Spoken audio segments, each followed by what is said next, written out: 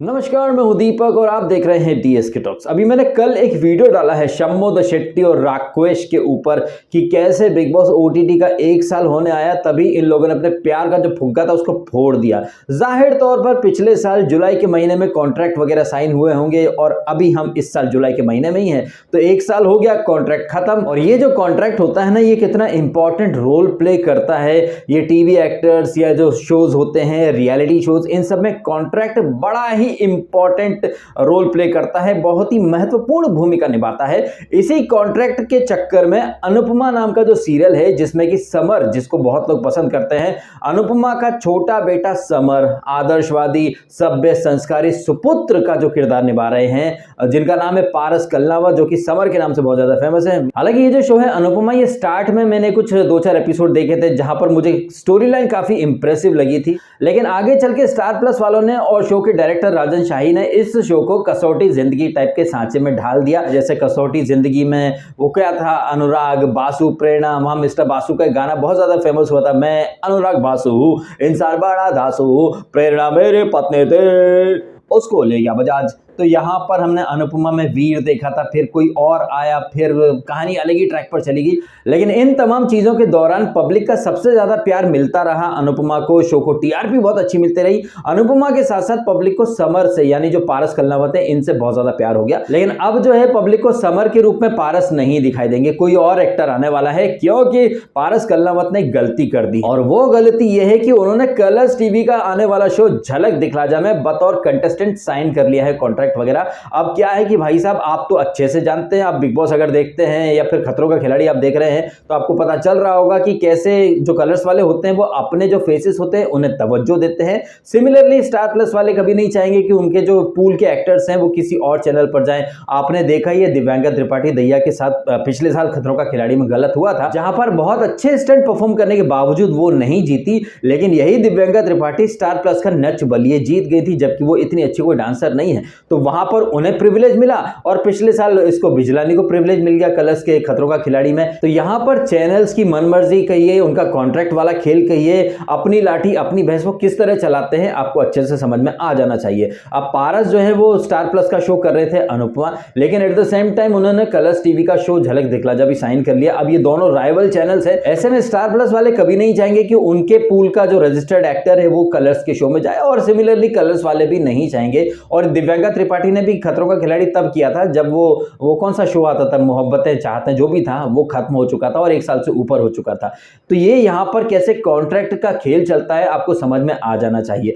पारस कलनावत ने इंस्टाग्राम पर काफी लंबी चौड़ी स्टोरी शेयर की है कि मेकर्स ने, राजन शाही ने, स्टार प्लस ने तो अपना साइड बता दिया कि भैया तुमने अनुपमा करते करते झलक दिखला जा कैसे साइन कर लिया, लेकिन एक्चुअली में एज एन एक्टर पारस को वहां पर कोई ग्रोथ नहीं दिखाई दे रही थी। पारस कलनावत ने अपने इंस्टाग्राम पोस्ट पर एक ओपन लेटर टाइप का लिख दिया है कि भैया वो तो वहां पर उनके शो में अनुपमा के अंदर उनको कोई डायलॉग नहीं मिल रहे थे, एक बैकग्राउंड आर्टिस्ट या कहिए जूनियर आर्टिस्ट की तरह ही उनकी औकात बना करके रख दी थी मेकर्स ने। जब वो रिहर्सल करते थे या स्क्रिप्ट पढ़ा करते थे तब तो लगता था कि भैया हैवी भारी भरकम डायलॉग होंगे, लेकिन एपिसोड में ऐसा कुछ नहीं होता था। तो वो अपने रोल से खुश नहीं थे और as an actor, as an individual वो ग्रोथ की तलाश कर रहे थे और उन्हें ऑफर आया तो उन्होंने पहली फुर्सत में वो ऑफर ले लिया। तो यहां पर बहुत सारे लोग हैं जो कि पारस को सपोर्ट कर रहे हैं, वहीं बहुत सारे लोग ये भी कह रहे हैं कि नहीं, पारस ने गलत किया। जबकि मेरा यहां पर यह मानना है कि हमारा देश आजाद है और आप जो है अनुपमा जैसा जो शो कर रहे हो वैसा ही शो नहीं कर रहे हो आप कलर्स पे जाकर, आप कलर्स पर एक डिफरेंट शो कर रहे हो। क्योंकि जब कॉन्ट्रैक्ट ये लोग साइन करते तो वो यही कहते हैं कि आप ऐसा शो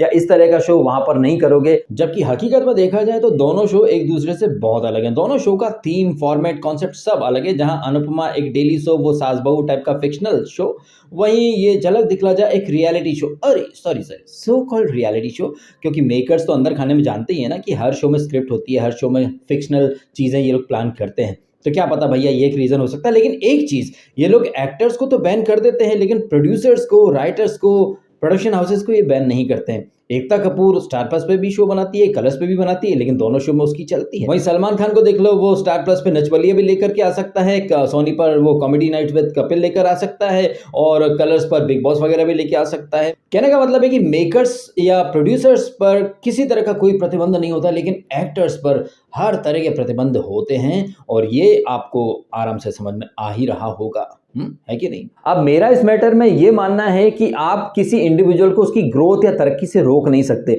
लेकिन आजकल का तो भैया रिवाज ही अलग है। आप खुद देखते हैं कि कलर्स पे जो बिग बॉस में जो कंटेस्टेंट रहते हैं वो सिर्फ कलर्स के ही शो में आते रहते हैं, चाहे वो शक्ति कहिए या मक्खी वाला शो कहिए या नागिन कहिए या फिर झलक दिखला जा में वापस डाल देंगे या फिर किसी और शो में। एंड वैसे ही स्टार प्लस वाले भी कभी नहीं चाहेंगे कि उनके जो एक्टर्स हैं जिनको उन्होंने मौका दिया वो किसी और शो में जाएं। तो मतलब कहीं ना कहीं ये जो चैनल्स होते हैं ये व्यक्ति की ग्रोथ को जो है वो रोक लेते हैं। ये लोग नहीं चाहते कि ये जो कंटेस्टेंट या जो फेसेस हैं ये किसी और शो में जाएं, कुछ और अच्छा कर पाएं। तो कहीं ना कहीं ये एक गलत मेंटेलिटी है, लेकिन हमारे इंडिया में से बहुत सारे लोग हैं जो इस मेंटेलिटी को सपोर्ट करते हैं और मैं तो इस मेंटेलिटी के खिलाफ काफी टाइम से बोलता आया हूं। मैं बार बार ये चीज हाईलाइट करता रहा हूं कि जो लोग बिग बॉस में बहुत ज्यादा फेमस होते हैं, वायरल होते हैं, उनको कहीं आगे चल के बड़ा काम क्यों नहीं मिल पाता है। ये मेकर्स खुद इन लोगों को आगे नहीं बढ़ने देते हैं और इनके जो फैंस होते हैं सेलिब्रिटीज के, वो इस चीज को टोटली नजरअंदाज कर देते हैं और कहीं ना कहीं वो खुद एक बाधा बन जाते हैं ये सेलिब्रिटीज की या कंटेस्टेंट की लाइफ में जो प्रोग्रेस होनी चाहिए ना, उस प्रोग्रेस में ये फैंस भी बाधा बन जाते हैं, क्योंकि ये फैंस इन कंटेस्टेंट को उसी चैनल पर देखना चाहते हैं, उन्हीं किरदारों में देखना चाहते हैं और ये सब कुछ पिछले काफी सालों से चल रहा है। लेकिन हमारे देश की जनता कहिए, ये सेलिब्रिटीज के फैंस कहिए, ये एकदम साइलेंटली ब्लाइंडली हर चीज को जस्टिफाई करते रहते हैं और ये चीजें कैसे फिर अपना असली रंग दिखाती हैं ये आप पारस कल्नावत के केस में देख सकते हैं। या फिर पारस कल्नावत ने ही एक एग्जाम्पल दिया है जिया मानेक का, जो कि वो कौन सा शो आता था यार, अरे वो गोपी बहू वाला, उसमें जो ओरिजिनल गोपी बहू थी जिया मानेक, जो कि काफी ज्यादा पॉपुलर हुई थी, उन्होंने भी ऐसा ही एक शो पिक कर लिया था दूसरे चैनल का, लेकिन सडनली स्टार प्लस ने उनको रातों रात हटा दिया। एंड आज तो हालत यह है कि जिया मानेक को कहीं कोई शो भी नहीं मिल रहा। तो कैसे उनका करियर एकदम से खत्म कर दिया स्टार प्लस ने, आप अच्छे से समझ सकते हैं, आप अच्छे से देख भी सकते हैं। शायद यही वजह है कि जो बिग बॉस के जो कंटेस्टेंट है वो कुछ और नया करना ही नहीं चाहते, वो वही कलर्स पर घूम फिर करके आ जाते, कभी खतरा में, कभी खतरों के खिलाड़ी में, कभी बिग बॉस में। ये लोग तो यही चाहेंगे कि इनके जो एक्टर्स हैं ये सिर्फ इन्हीं के शो में आते रहे, भले ही वहां शो में करने के लिए कुछ हो या ना हो।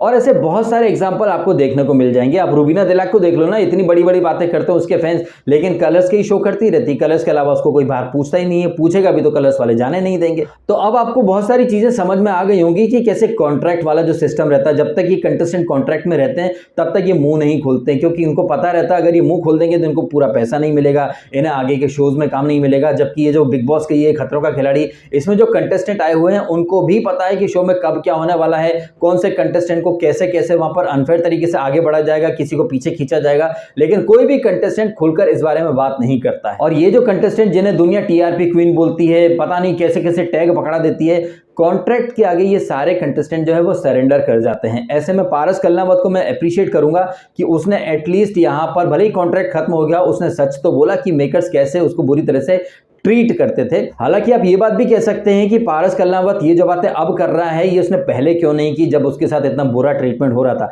ऑब्वियसली वो कॉन्ट्रैक्ट के अंदर था, लेकिन अब वो स्टार प्लस से उसका पिंड छूटा है तो वो अब कलर्स का फेस बन जाएगा और कलर्स वाले उसकी जो पॉपुलैरिटी है उसको जबरदस्त तरीके से इनकैश करेंगे। क्या पता झलक दिखला जा में आपको ये पारस कल्नावत टॉप 3 में दिख जाए, उसके बाद खतरों का खिलाड़ी में दिख जाए, उसके बाद बिग बॉस में दिख जाए, उसके बाद क्या, ये बात भी पारस कल्नावत को सोच लेनी चाहिए। बिकॉज कलर्स के जो शोज हैं वो सिर्फ पब्लिक बिग बॉस और खतरों का खिलाड़ी ही ज्यादातर देखती है, अदरवाइज कलर्स पे कौन आता कौन नहीं आता ये हमको बिग बॉस में आकर पता चलता। अच्छा ये कलर्स फेस थी, सीरियल करके आई थी, तब तो वो जीत ही जाएगी। तो पारस कल्नावत जो कि अपनी ग्रोथ का एक हवाला देकर के स्टार प्लस से कलर्स में आ रहा है, उसको आगे का भी सोच लेना चाहिए। कहीं ऐसा ना हो कि जो ट्रीटमेंट उसके साथ स्टार प्लस ने किया वही ट्रीटमेंट 2-3 साल के बाद कलर्स टीवी उसके साथ करे, तो फिर वो कहां जाएगा। उसको ये चीज भी ध्यान में रखनी चाहिए। हालांकि ये मेरा व्यक्तिगत मत है, क्या पता भैया उसके साथ ऐसा ना भी हो जो कि स्टार प्लस में होगा। बाकी देखते हैं आने वाले समय में तस्वीर क्या रुख दिखाती है। आप कमेंट करके बताइएगा आपके भी ओपिनियन, आपकी टिप्पणी इस पूरे मैटर के बारे में। और वीडियो अच्छा लगा तो इसको लाइक जरूर कीजिएगा। आपने समय निकालकर ये वीडियो देखा, आपका बहुत बहुत धन्यवाद। Thank you so much.